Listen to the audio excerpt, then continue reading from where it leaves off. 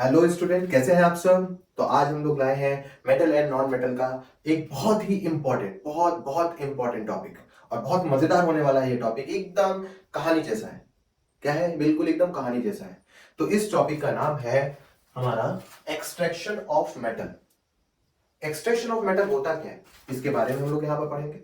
किस तरीके से हम एक्सट्रैक्ट करते हैं मेटलों को, यानी एक्सट्रैक्शन मतलब होता है खराब जगह से मेटल को निकालना, यानी इम्प्योर मेटल से प्योर मेटल बनाना। एक प्रोसेस होता है, उस प्रोसेस को हम लोग बोलते हैं मेटलर्जी। और इस प्रोसेस में हम लोग बारी बारी हर चीजों के बारे में पढ़ेंगे। और एक बेहतरीन सा हमारा ये टॉपिक होने वाला है, एक स्टोरी जैसा होता है, घबराने की जरूरत नहीं है। आपको कुछ चीजें यहाँ पे लिखी हुई मिलेगी, आपकी अपनी बुक में भी, एनसीईआरटी की बुक में भी ये चीजें देखने को मिलेगी। ठीक है, तो कॉपी पेन उठा लीजिए, नोट्स बना लीजिए, क्योंकि बहुत इंपॉर्टेंट होने वाला है। चलिए स्टार्ट करते हैं। एक्सट्रैक्शन ऑफ मेटल होता क्या है? ये देखा जाता है कि हमारा जो जमीन है, हमारी जो जमीन है वो मिनरल्स का भंडार है। हम लोग क्या करते हैं, लोहा चांदी सोना ये सब कहां से मिलता है? ये सब हमें जमीन के अंदर से मिलता है। तो क्या हम हाथ डालें इस तरीके से निकाल लें और सोना, अरे भाई साहब तैयार हो गया, पहन लो इसको, लोहा निकाल ले घर बनवा ले, हो गया? ऐसा नहीं। जमीन जो हमको मिनरल्स देती है, जो हमें मेटल्स देती है, वो हमें इम्प्योर फॉर्म में देती है, हमें प्योर फॉर्म में नहीं मिलता। तो हमें क्या करना होता है, जमीन के अंदर से वो इम्प्योर फॉर्म का मेटल बाहर निकालना होता है। और उसमें से इम्प्योरिटीज को हटाना पड़ता है। जो धूल मिट्टी ईंटें पत्थर कंकड़ उसके साथ जुड़े हुए हैं, जो इम्प्योरिटीज है जिनकी कोई जरूरत नहीं है, उन्हें हटाना पड़ता है। और उसके बाद हमें जो मेटल मिलता है वो हमारा ओर होता है, कच्चा मटेरियल। हमें उसे क्या करना है, डिफरेंट डिफरेंट प्रोसेस से पास कराकर उससे हमें प्योर मेटल बाहर निकालना है। इस पूरे प्रोसेस का नाम होता है मेटलर्जी। और ये टॉपिक में आता है एक्सट्रैक्शन ऑफ मेटल, मेटल का इम्प्योरिटी से बाहर निकलना। यहां पर इम्प्योरिटीज को बुकों में गैंग्यू के नाम से भी जाना जाता है, GANGUE। इम्प्योरिटीज जो होती है,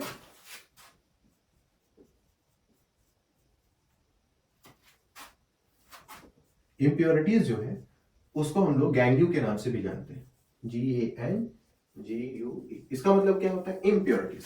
यानी हमें इम्प्योरिटीज से प्योरिटी को निकालना मेटलर्जी प्रोसेस होता है। और ये किस में अंदर में आता है, एक्सट्रैक्शन ऑफ मेटल में आता है। तो हम लोग ये देखते हैं कि जमीन के अंदर जो पाया जाने वाला मेटल है वो किस टाइप्स का होता है। मेटल यहां पर 3 टाइप्स के पाए जाते हैं। कहा जाता है मेटल या तो बहुत रिएक्टिव होता है, या तो लेस रिएक्टिव होता है, या मॉडरेट रिएक्टिव होता है। यानी हर किसी के अपने रिएक्शन करने की ताकत अलग अलग होती है। तो यहां पर मेटल के 3 कैटेगरी हम लोग पढ़ने वाले हैं। पहली कैटेगरी में जो हम लोग पढ़ने जा रहे हैं वो हाईली रिएक्टिव मेटल होंगे, जिसमें sodium potassium calcium magnesium aluminium के बारे में पढ़ेंगे। उसके बाद जो आता है हमारा, वो मॉडरेट रिएक्टिव मेटल में आता है, जैसे हमारा जिंक हो गया, एल्यूमिनियम हो गया, इनके बारे में बात करते हैं।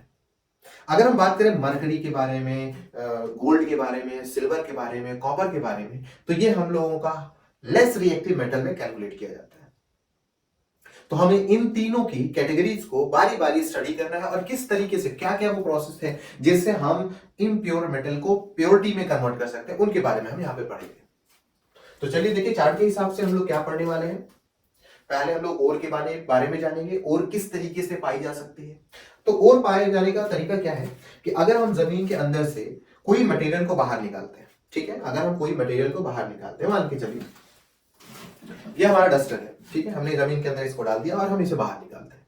जब जमीन से ये बाहर निकला तो क्या ये डस्टर बिल्कुल इसी तरीके से रहा होगा? नहीं, इसके ऊपर धूल मिट्टी गंदा कचरा पेपर कुछ ना कुछ अनवांटेड चीजें रहेंगी। तो हम क्या कर सकते हैं, हम इसको झाड़ सकते हैं, झाड़ के काम नहीं चले तो हम इसको क्रश करा सकते हैं, रगड़वा सकते हैं, इसको बढ़िया से पीस देंगे बढ़िया से।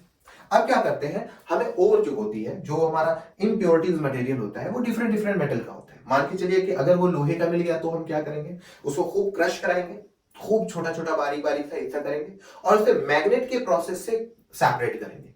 10 पार्टिकल इम्प्योरिटीज क्या करती है, वो मैग्नेट से चिपक नहीं पाती, और उसमें पाए जाने वाला आयरन जो ओर होगा जिसकी हमें जरूरत है, वही मैग्नेट के साथ चिपक पाता है। तो मैग्नेट क्या करता है, इम्प्योरिटीज को प्योरिटीज से अलग कर पाता है, जिससे हमें एक ओर मिल सकती है। इसी तरीके से कुछ ऐसी ओर्स मिलती है जो पानी के साथ घुलने की प्रॉपर्टी रखती है, कुछ ऐसी ओर होती है जो पानी के साथ नहीं घुलने की प्रॉपर्टी रखती है, कुछ ऐसी ओर हमें मिल जाती है जमीन के अंदर से जो पानी के साथ सॉल्युबल नहीं, हल्की होती है जो ऊपर की तरफ पाई जाती है, कुछ पानी से ज्यादा भारी होती है, पानी के नीचे पाई जाती है। तो हमारे पास डिफरेंट डिफरेंट प्रोसेस है। इन प्रोसेस को फॉलो करके हम क्या कर सकते हैं, इम्प्योरिटीज को अलग कर सकते हैं और प्योरिटीज को अलग कर सकते हैं। अब जो हमें ये प्योरिटीज वाला वर्ड आप सुन रहे हैं, वो ये प्योरिटीज नहीं है, एक्चुअली वो गंदगी से हम इसको क्या कर रहे हैं, साफ कर रखे हैं, हमें वो चीजें मिली। अब उसी चीज को जो हमें फिजिकल प्रोसेस से अलग करके मिला, उसको हम लोगों ने क्या नाम दिया, ओर।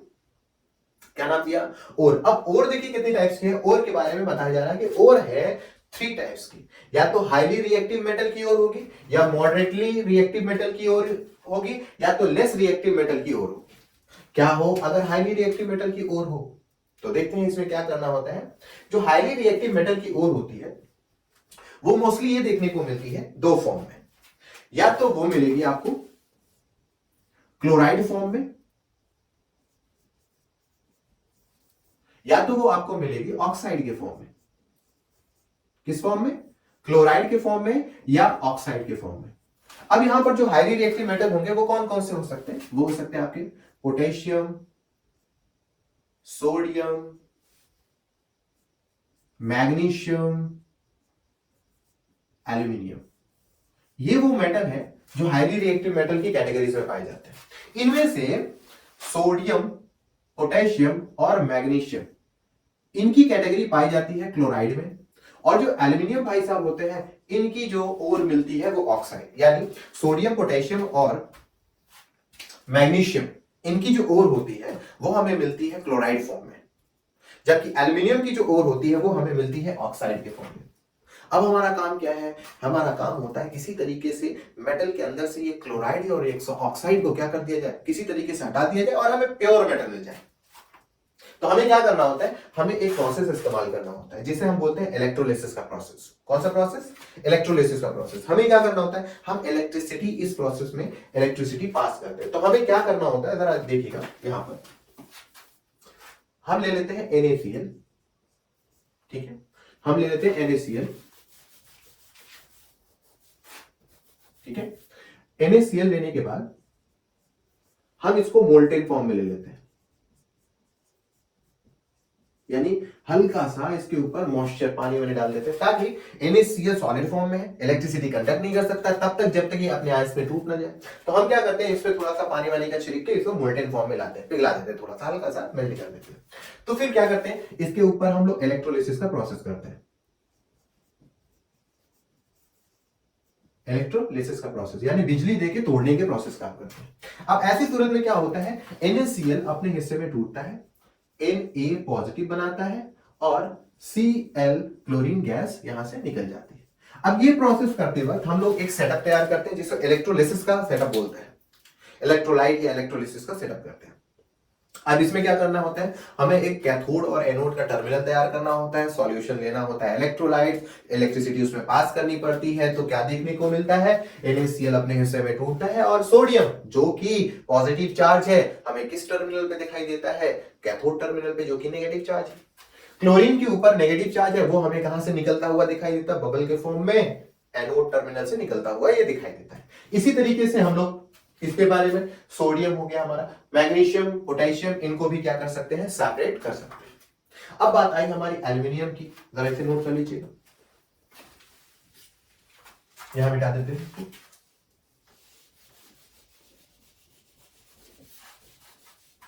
हो गया ये। चलिए अब बात आई एल्यूमिनियम की। तो एल्यूमिनियम की जो ओर होती है वो एक्चुअली हमें मिलती है किस फॉर्म में, ऑक्साइड के फॉर्म में। तो हमें इसमें कुछ और नहीं करना है, सेम प्रोसेस इस्तेमाल करते हैं। एल्यूमिनियम की ओर Al2O3 को हम क्या करते हैं, मोल्टेन फॉर्म में ले लेते हैं, ठीक है, मोल्टेन फॉर्म में ले लेते हैं, पाउडर होता है तो थोड़ा सा मोल्टेन फॉर्म में ले लेते हैं, और इसमें भी क्या फॉर्म कर पास करा देते हैं, इलेक्ट्रिसिटी, यानी इलेक्ट्रोलिसिस का प्रोसेस इसमें भी कर लेते हैं, इलेक्ट्रोलिसिस प्रोसेस हो जाता है। तो क्या होता है, एल्यूमिनियम फिर से ये टूट जाता है, एल्यूमिनियम +3 के फॉर्म में, और यहां से एक ऑक्सीजन की गैस निकल जाती है O2 के फॉर्म में। अब क्या होता है, ये भी उसी सेटअप के हिसाब से होता है, एल्यूमिनियम के ऊपर पॉजिटिव चार्ज मिलता है हमें कैथोड से, और OH के एल्यूमिनियम के ऊपर पॉजिटिव चार्ज हमें मिलता है कैथोड से, और ऑक्सीजन के ऊपर नेगेटिव चार्ज ये हमें मिलता है एनोड से। और इस तरीके से हम क्या करते हैं, हम हाईली रिएक्टिव मेटल की इलेक्ट्रोलिसिस प्रोसेस से प्योर मेटल फॉर्म करा लेते हैं। क्लियर? फर्स्ट से नोट कर लीजिएगा। तो हमारा अब दूसरा हिस्सा क्या है? हमारा जो दूसरा हिस्सा है हो गया, ठीक है। हमारा जो दूसरा हिस्सा है वो कंसंट्रेशन, लास्ट कंसंट्रेशन और जो होगी, जो हम लोगों को और मिली है, वो हो सकता है वो मॉडरेट मेटल की और हो। तो ऐसी सूरत में हम क्या देखते हैं, मॉडरेट में हम ले लेते हैं जिंक को, ठीक है। इसको मिटा लेते हैं, इधर हो गया है। चलो, बहुत बढ़िया। मॉडरेट रिएक्टिव मेटल में हम लोग लेते हैं जिंक को, ठीक है। जरा देखते हैं ये कैसे काम करता है। हम ले लेते हैं जिंक को, ठीक है, और हम लोग ले लेते हैं आयरन को, ठीक है। क्या ले लेते हैं? आयरन, Fe को ले लेते हैं। तो ये जो दो मेटल देखने को मिल रहे, ये दो मेटल लीड भी आ जाएगा आपका, ऐसा कुछ नहीं है। हम लोग स्टडी करते हैं जिंक की और आयरन की, बिल्कुल इसी तरीके से सारे हो जाएंगे। तो इनकी जो ओर होती है वो एक्चुअली ओर हमें किस फॉर्म में मिल सकती है? हमें जो ओर इनकी मिलती है वो हमें दो फॉर्म में भी मिल सकती है। या तो ये कार्बोनेट की फॉर्म में मिलेगी, या तो ये सल्फाइड के फॉर्म में मिलेगी। यानी जिंक की ओर या तो कार्बोनेट के फॉर्म में मिल सकती है, या तो सल्फाइड के फॉर्म में मिल सकती है। क्लियर? अगर कार्बोनेट की फॉर्म में मिलेगी तो हमें इसकी मेटल की ओर को मेटल ऑक्साइड में कन्वर्ट करना है, ठीक है। जितनी भी ओर मिले उन सबको मेटल ऑक्साइड में कन्वर्ट करो। वेरी इंपॉर्टेंट प्रोसेस, देखो बहुत इंपॉर्टेंट, बहुत इंपॉर्टेंट। मेटल की ओर को, मेटल ओर कहां जाएगी? मेटल ऑक्साइड में, मेटल ऑक्साइड में। मेटल की ऑक्साइड क्या होगी? रिडक्शन या रिड्यूसिंग एजेंट इस्तेमाल करेगी और यहां से ऑक्साइड को रिमूव करेगी। ऑक्साइड क्या हो जाएगी? रिमूव। ऑक्साइड रिमूव होते ही हमें मिल जाएगी क्या? मेटल। अब इसकी क्या कर देना है? रिफाइनिंग कर लेनी। ये प्रोसेस है, इसके हिसाब से हमें चलना है। तो कोई भी ओर अगर आपको मिलती है, कार्बोनेट ओर हो या सल्फाइड ओर हो, तो हमें उसे क्या करना है? हमें उसे ऑक्साइड के फॉर्म में कन्वर्ट करना है। अब ऑक्साइड के अलग अलग प्रोसेस होते हैं। अगर कार्बोनेट ओर हुई तो उसको हम लोग बोलते हैं, भाई साहब इनके पास पहले से CO3 है, तो इन्हें ऑक्सीजन प्रोवाइड करने की जरूरत ही नहीं है। यानी ऑक्सीजन इनको दो ही मत। बिना ऑक्सीजन यानी in the absence of air, in the absence of air, किसी भी मेटल जो कि नॉन मोर रिएक्टिव नहीं है, मॉडरेट रिएक्टिव है, उनकी कार्बोनेट की ओर को in the absence of air heat कर दो। जैसे in the absence of air heat करे, कार्बोनेट में से CO2 गैस निकल जाएगी और वो ऑक्सीजन एक तरह का मेटल ऑक्साइड फॉर्म करा देगा। इस प्रोसेस को हम लोग बोलते हैं कैल्किनेशन। क्या बोलते हैं? कैल्किनेशन। यानी कार्बोनेट और जिनके पास होगी उनको ऑक्साइड में कन्वर्ट करने के लिए हम जिस प्रोसेस से होकर गुजरते हैं उसे बोलते हैं कैल्किनेशन प्रोसेस। यानी हमें हीट करना होता है कार्बोनेट की ओर को in the absence of air. चलिए भाई सर ये बताइए, अगर सल्फाइड की ओर फॉर्म में हुआ तो क्या होगा? तो अगर सल्फाइड की ओर में हुआ तो हम यहां पर एक और नया प्रोसेस इस्तेमाल करते हैं। सल्फाइड की ओर में ऑक्सीजन नहीं होता और हमें बनाना है मेटल की ऑक्साइड, तो हमें क्या करना होता है? हमें उन्हें ऑक्सीजन प्रोवाइड करना होता है। यानी हमें सल्फाइड की ओर को हीट करना है, गर्म करना है, इन्हें टेम्परेचर बढ़िया से देकर किसके प्रेजेंस में? ऑक्सीजन के प्रेजेंस में इनको हीट प्रोवाइड करनी है। अगर in the presence of air ये काम करते हो तो ऑक्सीजन इन्वायरमेंट से उस ओर में एंट्री कर जाएगा और सल्फाइड वहां से बाहर निकल जाएगी और हमें मिल जाएगा क्या? Metal oxide. इस प्रोसेस को जिसमें हम मेटल की सल्फाइड यानी मेटल की ओर को प्रेजेंस ऑफ एयर में हीट करते हैं, तो उसे हम बोलते हैं रोस्टिंग प्रोसेस। क्या बोलते हैं? Roasting process. इसे भी आराम से याद कर सकते हैं। रोस्टिंग में O फॉर ऑक्सीजन, रोस्टिंग में O फॉर ऑक्सीजन। चलो, कार्बोनेट में क्या हो गया? Absence of oxygen. देखो calcination carbonate, calcination carbonate, absence of oxygen. पहले से इनके पास भरा पड़ा है ऑक्सीजन, क्या जरूरत है इन्हें देने की? रोस्टिंग, S आ गया सल्फर के लिए, S आ गया सल्फर के लिए। याद कर लीजिए बढ़िया से, कैसे ट्रिक है इसकी याद करने की। रोस्टिंग में S आ गया सल्फर के लिए, सल्फर के पास होता नहीं है ऑक्सीजन, तो हमें रोस्टिंग का O देखना पड़ता है और पता चलता है हाँ यार इसमें तो ऑक्सीजन देना है, तो ऑक्सीजन देके इसे गर्म कर देते हैं और ये बना देना है हमारा मेटल की ऑक्साइड। अब क्या होता है, हर मेटल की ऑक्साइड के पास अपना ऑक्सीजन होता है। हमारा एक सिंपल सा बड़ा छोटा सा काम है, एक रिड्यूसिंग एजेंट लेके आइए, एक रिड्यूसिंग एजेंट लेके आइए, वो क्या करेगा, उस मेटल की ऑक्साइड में से ऑक्सीजन को खींच के बाहर। अब हमें जो मिला वो हमारा प्योर मेटल, कहने के लिए प्योर मेटल होता है क्योंकि सारी इंप्योरिटीज तो निकल गई, लेकिन कुछ माइन्यूट इंप्योरिटीज जो माइक्रोस्कोपिक में होती है, यानी माइन्यूट बहुत छोटी छोटी होती है, जिन्हें हम नजरअंदाज कर देते हैं, उन इंप्योरिटीज को खत्म करने के लिए हमारा एक अगला स्टेप क्या होता है, रिफाइनिंग। क्या होता है, रिफाइनिंग। बहुत बढ़िया। रिफाइनिंग कैसे करते हैं, एक फिर से सेटअप तैयार करते हैं इलेक्ट्रोलिसिस का, और उस इलेक्ट्रोलिसिस में क्या देखने को मिलता है, हम 2 रॉड डालते हैं और उसके अंदर इसको अटैच कर देते हैं और हमारा रिफाइनिंग हो जाता है। इसका सेटअप अभी हम लोग देखेंगे किस तरीके से यह काम करती है, कहां पर हम प्योर मेटल लगाएंगे, कहां पर इम्प्योर मेटल लगाएंगे, इसका एक सेटअप बढ़िया से देखेंगे। ठीक है, चलिए अब तीसरा वाला तरह देखिए, लेस रिएक्टिव मेटल है। अब लेस रिएक्टिव मेटल की ओर है तो वो हमेशा किस फॉर्म में पाई जाएगी, जिसमें हमें यहां पर पढ़ना किसको है, कॉपर को पढ़ लेना है और मरकरी को पढ़ लेना है, Hg, मरकरी को पढ़ लेना है। ठीक है, बाकी सबके प्रोसेस भी बिल्कुल इसी तरीके से होंगे जैसे इनके होंगे, तो हम पढ़ लेंगे कॉपर और मरकरी को लेकर।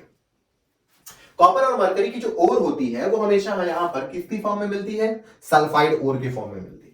अब सल्फाइड की ओर है, फिर से देख लीजिए, प्रेजेंस ऑफ ऑक्सीजन होना चाहिए, हीट कर दो, इम्प्योर मेटल मिल जाएंगे। ठीक है, ऑक्साइड के फॉर्म में इम्प्योर मेटल मिल जाएंगे। फिर हमें क्या करना होगा, हमें एक रिड्यूसिंग एजेंट लगाना पड़ेगा। नहीं नहीं नहीं नहीं, यहां रिड्यूसिंग एजेंट लगाने की जरूरत ही नहीं है, क्योंकि ये ऑलरेडी लेस रिएक्टिव मेटल होते हैं, बहुत लेस रिएक्टिव मेटल होते हैं। अगर हम मोर रिएक्टिव मेटल के बारे में बात करें तो हमें नॉर्मली हीट से नहीं निकल पाता। क्यों, क्योंकि मेटल ऑक्सीजन के साथ बहुत बड़ा बहुत स्ट्रॉन्ग बॉन्ड बना के रखते हैं, तो हीट, थर्मल हीट इतना इनफ नहीं होती उनके बॉन्ड को तोड़ने के लिए, तो हमें इलेक्ट्रिसिटी सप्लाई करनी पड़ती है। जबकि लेस रिएक्टिव मेटल के बॉन्ड बहुत कमजोर होते हैं, तो हमें अलग से रिड्यूसिंग एजेंट लगाने की जरूरत नहीं है, हल्का सा हीट कर दो, काम हो गया, और फट से हमें क्या मिल जाएगा, इम्प्योर मेटल। जैसे ही इम्प्योर मेटल नहीं मिलेगा, हम क्या करेंगे, रिफाइनिंग पे दौड़ जाएंगे और हमें प्योर मेटल मिल जाएगा। तो ये सारी समराइज थी जो हम बारी बारी से इनके बारे में पढ़ेंगे। ठीक है, कैसा लगा, बढ़िया है, बहुत बढ़िया है। तो अब यहां पर कुछ नोट्स है जो इंपॉर्टेंट है, इन्हें जरूर से लिख लीजिएगा। ठीक है, बहुत इंपॉर्टेंट है। अगर जिंक का कार्बोनेट ओर के फॉर्म में मिलता है, अगर जिंक कार्बोनेट ओर के फॉर्म में मिलता है तो हम उसे बोलते हैं कैलामाइन ओर। क्या नाम बोलते हैं, कैलामाइन ओर बोलते हैं। अगर जिंक सल्फाइड ओर में मिला तो हम उसे बोलते हैं ब्लेंड ओर, ब्लेंड ओर बोलते हैं। ठीक है, इसी तरीके से अगर मरकरी सल्फाइड ओर में मिले तो हम इसे बोलते हैं कैनिबर। क्या बोलते हैं, कैनिबर। नाम यार नोट करके रखिएगा, बोर्ड में इन नेम्स का यूज करके क्वेश्चन फंसाए जाते हैं, तो आपको ये मालूम होना चाहिए कि अगर कैनिबर आ गया, अरे यार कैनिबर क्या हो सकता है, ये तो बड़ा भयानक नाम, पहली बार सुन लिया। तो कैनिबर कुछ है नहीं, कैनिबर क्या है, मरकरी की सल्फाइड ओर है। इसी तरीके से अगर कॉपर का सल्फाइड ओर आ गया तो हम उसको बोलते हैं कॉपर ग्लैंस ओर। क्या बोलते हैं, कॉपर ग्लैंस ओर। ठीक है, फर्स्ट से नोट कर लीजिए, बारी बारी हम लोग रिएक्शन करते हैं और देखते हैं कि ये किस तरीके से काम करता है। ठीक है, फर्स्ट से नोट कर लीजिए, नोट कर लीजिए फर्स्ट से।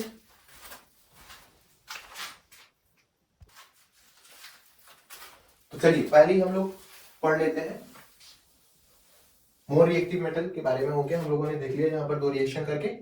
हम लोग जा रहे हैं पढ़ने जिंक के बारे में, मॉडरेट रिएक्टिव मेटल के। ठीक है, तो चलिए लिखिए, हेडिंग लगा लीजिए, जिंक मेटल, Zn। क्या है, Zn। पहला, अगर जिंक की ओर कार्बोनेट ओर में हो तब क्या करेंगे, देखिए ZnCO3। हमें क्या करना है, इसके पास पहला स्टेप क्या है, देखिए स्टेप को याद रखिएगा, ओर को कन्वर्ट करो ऑक्साइड में, फिर रिड्यूसिंग एजेंट को लगाकर मेटल में कन्वर्ट कर लो, फिर क्या करो, प्योर मेटल ले लो, किस प्रोसेस से, रिफाइनिंग प्रोसेस से। यही बार बार प्रोसेस हम लोगों का चलेगा। तो हमारे पास क्या है, हमारे पास अपनी ओर है जिंक कार्बोनेट की ओर, तो हम क्या करेंगे, जिंक कार्बोनेट की ओर है तो हमें इसे ऑक्साइड में कन्वर्ट करना है। चलिए ठीक है, ऑक्साइड में अगर इसको कन्वर्ट करना है तो क्या हम इसे ऑक्सीजन दें, क्या जरूरत है इसे ऑक्सीजन देने की, पहले से इसके पास ऑक्सीजन है। तो कौन सा प्रोसेस जो ऑक्सीजन के बिना काम कर रहा है? देखो, अगर हम in the absence of air करें, एब्सेंस ऑफ एयर, अगर मैं इसे हीट करूं तो इस प्रोसेस को क्या बोलते हैं? इस प्रोसेस को बोलते हैं कैल्किनेशन प्रोसेस। क्या बोलते हैं? कैल्किनेशन। अब कैल्किनेशन प्रोसेस में क्या होता है, जैसे ही आप इसको हीट करते हो, ये अपने हिस्से में टूटता है और बना देता है जिंक ऑक्साइड, और यहां से निकल जाता है CO2, कार्बन डाइऑक्साइड। अच्छा, अगर यहां पे दूसरा देख लेते हैं, अगर हमारे पास जिंक सल्फाइड की ओर हो तब क्या करेंगे? फिर इन्हें ऑक्साइड फॉर्म कराना है। अगर ऑक्साइड फॉर्म कराना है तो हमें क्या करना पड़ेगा? यहां पर ऑक्सीजन देना पड़ जाएगा भाई, इन द प्रेजेंस ऑफ क्या भाई साहब? In the presence of oxygen. अब इस प्रोसेस को बोलते हैं रोस्टिंग। क्या बोलते हैं? ROSTING,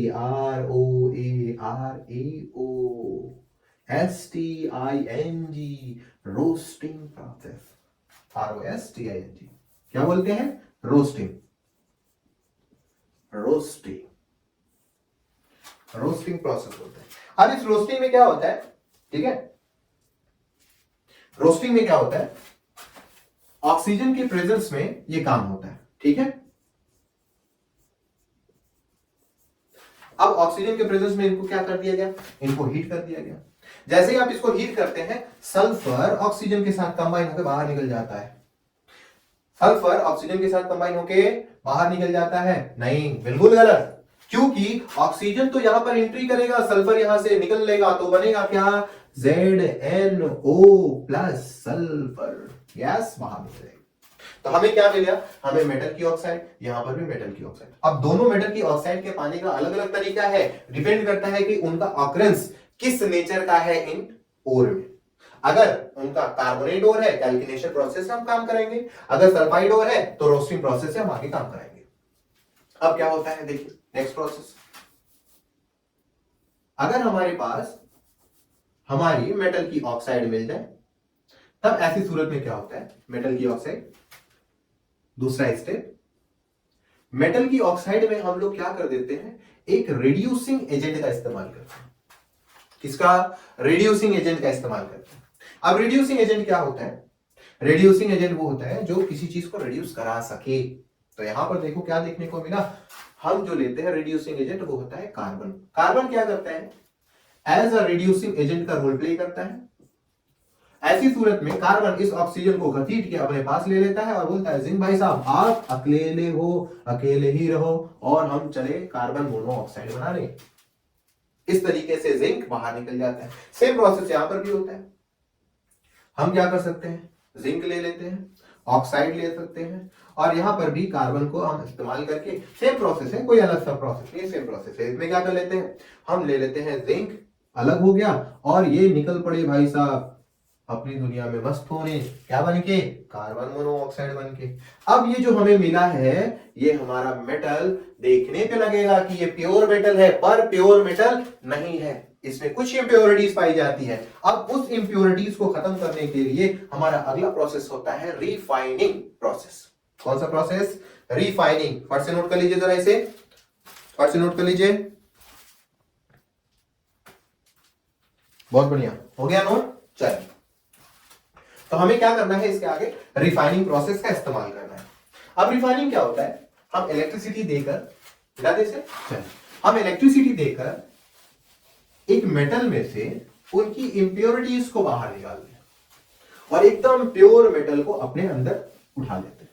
ठीक है, चलिए, अभी जो प्रोसेस इलेक्ट्रो रिफाइनिंग कह सकते हैं आप, रिफाइनिंग प्रोसेस, इस तरह का प्रोसेस हर किसी में इस्तेमाल होगा।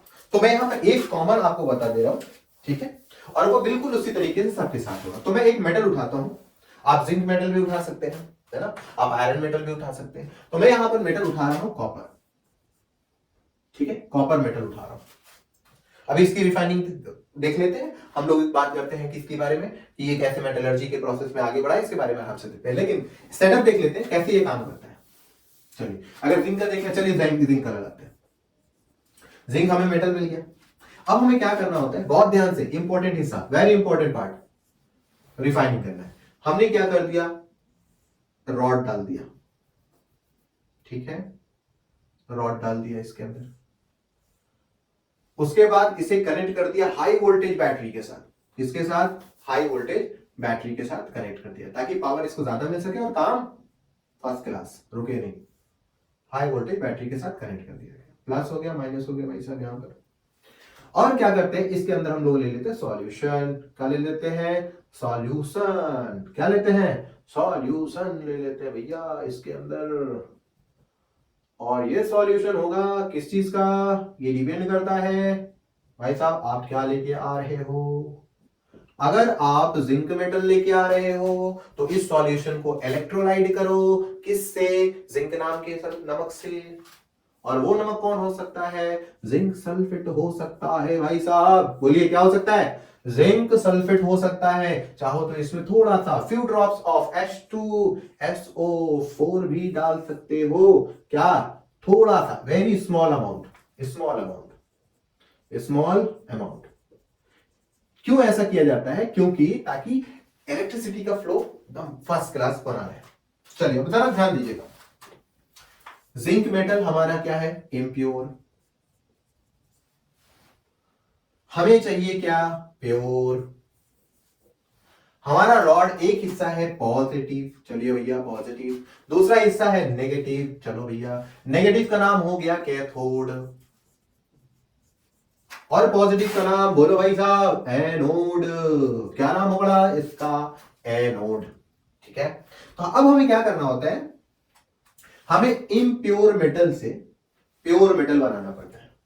तो हम क्या करते हैं, जिंक के ऊपर देखते हैं चार्ज पॉजिटिव का होता है, तो जिंक अट्रैक्ट होगा नेगेटिव की तरफ। तो हमें पॉजिटिव में किसी चीज को लगा देना है ताकि वो खींच के किधर की तरफ आए, किधर की तरफ, बोलो, बहुत बढ़िया, नेगेटिव की तरफ आए। तो मैं जिंक के इम्प्योर मेटल को, जिंक के, ध्यान से, जिंक के इम्प्योर मेटल को उठाकर लगा देता हूं भैया एनोड की तरफ। किधर की तरफ, बोलो, एनोड की तरफ। ये हमारा जिंक का मेटल हो गया जो कि इम्प्योर है। और कैथोड की तरफ मैं भाई साहब कर देता हूं एक पतली सी स्ट्रिप, किसकी, जिंक के प्योर मेटल की। ये हो गया प्योर मेटल स्ट्रिप। और ये हमारा क्या हो गया, इम्प्योर कॉपर, इम्प्योर जिंक हो गया। अब हमें क्या करना होता है, इलेक्ट्रिसिटी सप्लाई ऑन कर देनी होती है।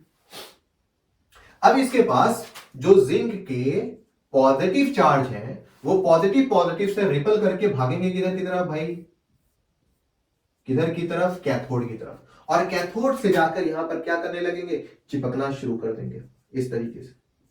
धीरे धीरे देखते ही देखते यहां की डेंसिटी कम होती चली जाएगी और सारे के सारे जिंक के पार्टिकल्स जाकर किससे चिपक जाएंगे, कैथोड पे। अब कुछ यहां पर गंदगी इकट्ठा हो जाएगी भाई साहब, वो गंदगी जो हमें नहीं चाहिए थी। कहां पाई गई, एनोड के पास। नाम पड़ा एनोड मड, एनोड मड, ठीक है। और यहां पर सारे के सारे जिंक किधर चले गए, सारे के सारे जिंक कैथोड के पास चले गए, Zn+, चिपक गए, ठीक है। और इस तरीके से हमें क्या मिल जाता है, प्योर मेटल मिल जाता है। और ये प्रोसेस हमारा है रिफाइनिंग का, जो सबके ऊपर अप्लाई होगा, कॉपर के ऊपर, जिंक के ऊपर, एल्यूमिनियम के ऊपर, आयरन के ऊपर रिफाइनिंग करना है। जिस भी प्रोसेस के लिए, सबके लिए होगा।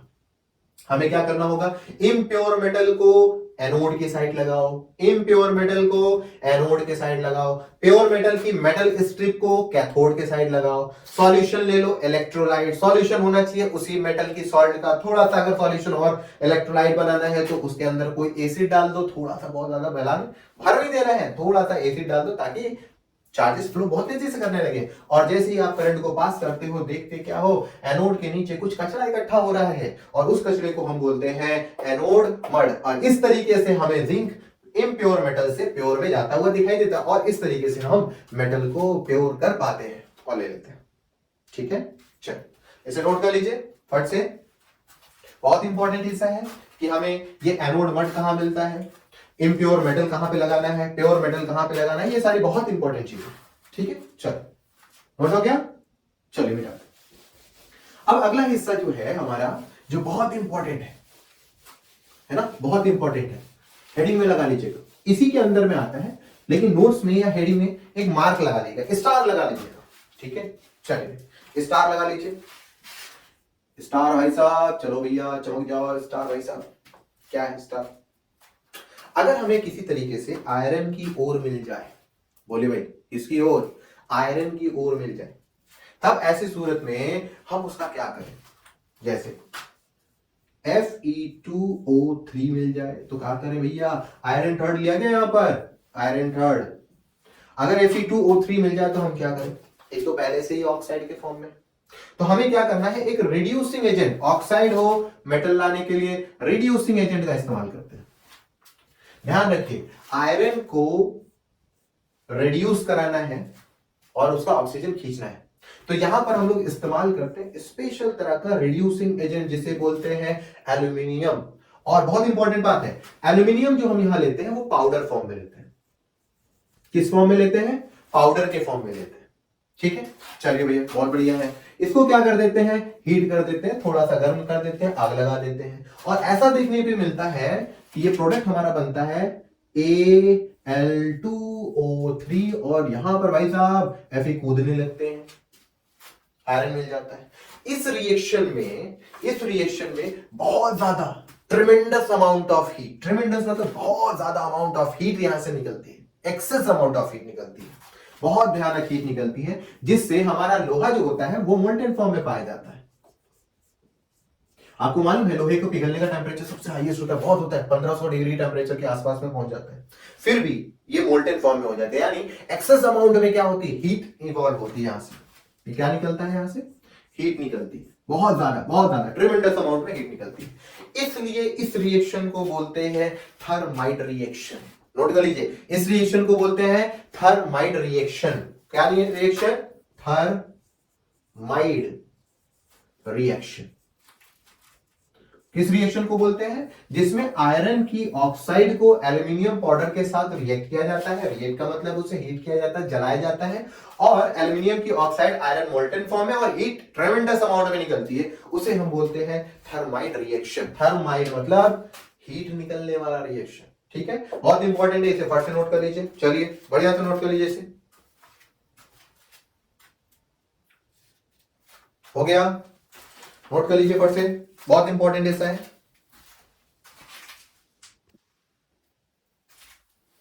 हो गया? चलिए,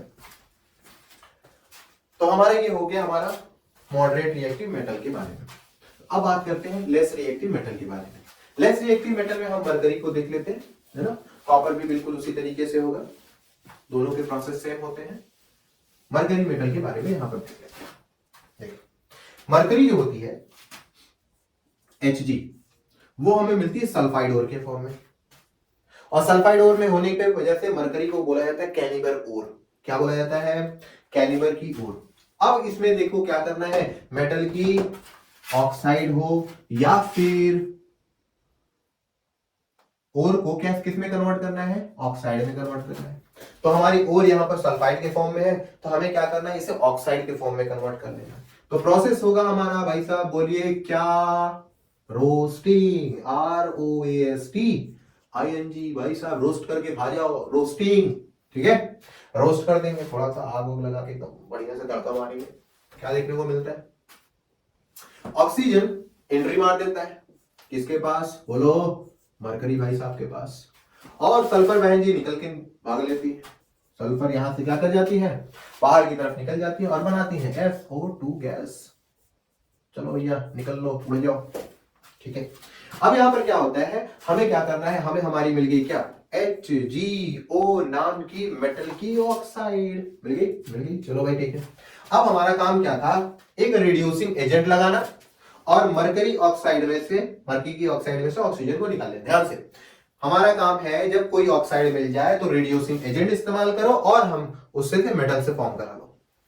ध्यान यहां देना है, मरकरी जो होता है लेस रिएक्टिव मेटल होता है, तो ऑक्सीजन के साथ इसका बॉन्ड बहुत ज्यादा मजबूत नहीं होता है कि किसी और, एक तो हीट दो, ऊपर से किसी और को बुलाओ उसको खींच के बाहर निकालने के लिए, तो बॉन्ड बहुत कमजोर होता है। तो क्या करना है? कुछ करना नहीं है, इसको सिर्फ 300 डिग्री सेल्सियस। सर ये C3 सिर्फ है? हाँ भाई सिर्फ है, अकेला तो है, कम से कम दो तो नहीं हो पा रहे हैं। तो 300 डिग्री सेल्सियस पे इसे क्या कर दो भाई साहब, हीट कर लो। टेम्परेचर बहुत इंपॉर्टेंट होता है। 300 डिग्री सेल्सियस पे HgO को, जो कि मैग्नीशियम मरकरी की ऑक्साइड है, इसे हीट कर दो। जैसे ही आप हीट करते हो ये आराम से बिना कुछ चिल्लम चिल्ली मचाए बोलती है भाई साहब कोई बात नहीं हम अलग हो जाते हैं। अब जैसे ही Hg हमें मिलता है वो हमें प्योर फॉर्म में नहीं मिलता, हमें क्या करना है, रिफाइनिंग। और हम लोगों ने अभी जस्ट क्या देखी, रिफाइनिंग देखी, रिफाइनिंग देखी, ठीक है। उसमें हम लोगों ने देखा कैथोड एनोड पे कौन क्या लगाया जाता है, कैसे ये मिलता है, ये सारी चीजें देखने को मिली, ठीक है। तो इस तरीके से हम लोग क्या कर सकते हैं, एक्सट्रैक्शन ऑफ मेटल को देख सकते हैं, ठीक है। तो आज की टॉपिक में हम लोग इतना देखेंगे, फिर मिलते हैं नई टॉपिक के साथ, नए मजेदार के लेक्चर के साथ। तब तक के लिए टाटा बाय बाय।